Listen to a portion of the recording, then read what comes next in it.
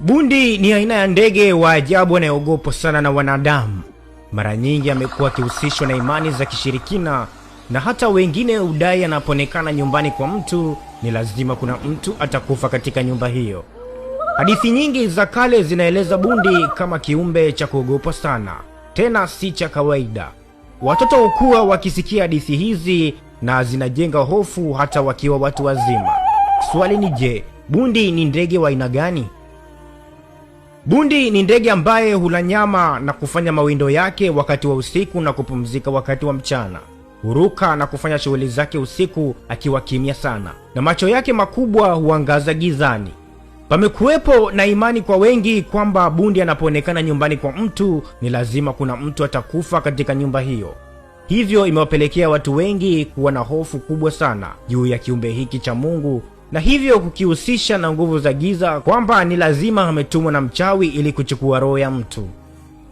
Watafiti wanadai bundi ana uwezo mkubwa sana wa kuvuta harufu ya mzoga kutoka umbali mrefu.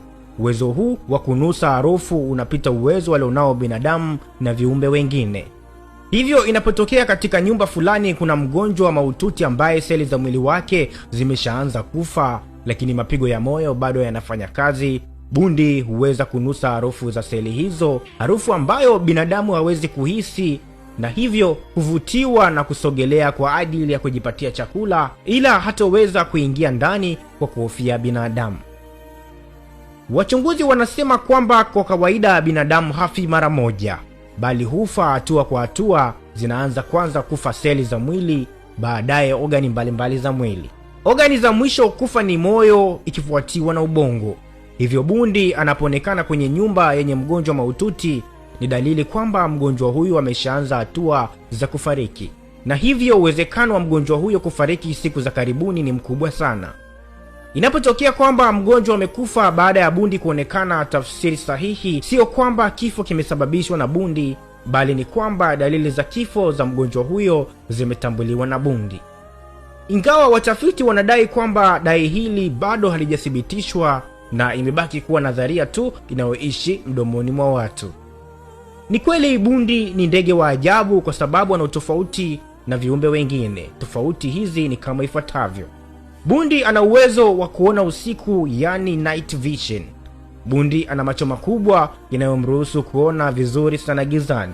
Macho yake yana rod cells nyingi sana ambazo ni bora kwa mwangaza hafifu. Pia ana macho yasiyozunguka, yani fixed eyes.